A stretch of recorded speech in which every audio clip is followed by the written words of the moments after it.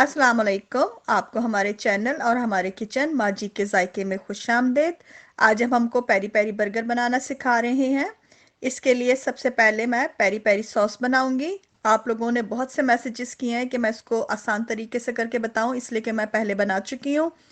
तो मैं आज आपको बहुत आसान तरीके से बताऊंगी और फिर हम इस सॉस में चिकन को मैरिनेट करके इसके बर्गर बनाएंगे।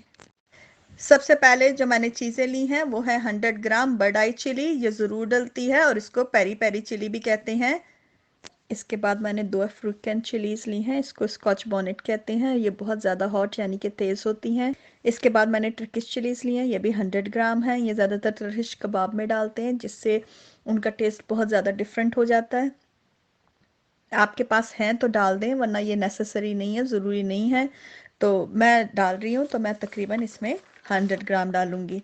इसके अलावा पॉइंटेड स्वीट चिली, ये एक बड़ी मैंने ली है, इसको मैं 100 ग्राम डालूंगी। अगर ये ना हो तो आप लाल शिमला मिर्च भी इस्तेमाल कर सकते हैं।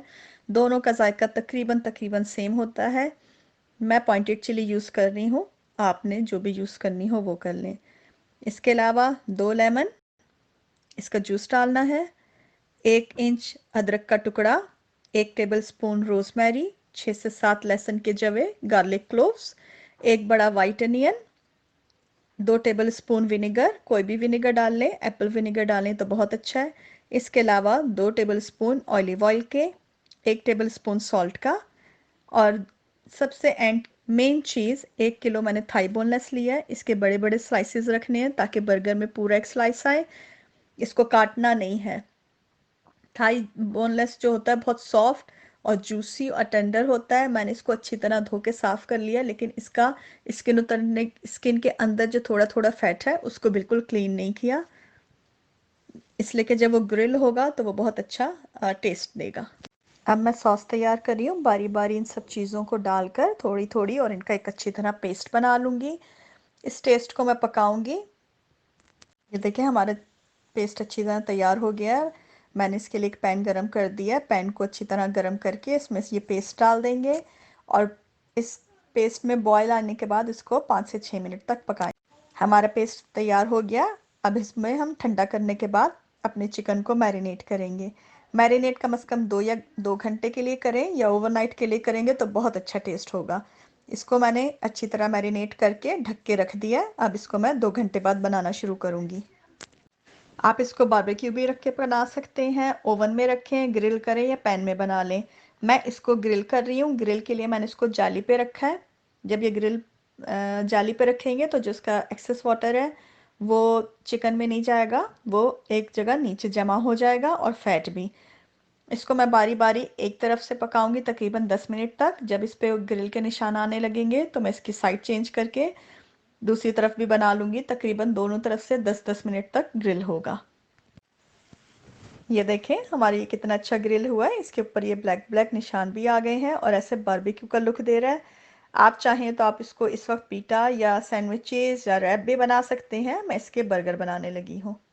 बर्गर बनाने के लिए मैंने चिकन को ग्रिल करने के बाद एक टमाटर को गोल गोल काट लिया है। इसके अलावा चीज़ स्लाइस लिए हैं, बहुत फ्रेश लेटस ली है। मेयो और मस्टर्ड सॉस को बराबर बराबर मिक्स करके इसकी एक सॉस बना ली है और प्याज को गोल गोल काट के इसके लच्छे बना लिए। आपको जो सैलेड का स्टफ पसंद हो, जैसे क्यूकम्बर पसंद है आप उसमें वो ऐड कर लें।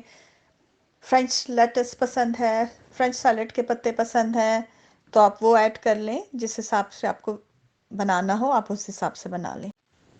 मैंने चिकन के ऊपर जो है चीज़ स्लाइसिस को रख दिया। रखने के बाद मैं इसको 30 सेकंड के लिए ग्रिल करूंगी और दूसरी तरफ जो मैंने मफिन्स लिए हैं उसको मैं हल्का सा बटर या ऑयल लगा के टोस्ट कर लूंगी ताकि हर चीज़ गरम गरम तैयार हो।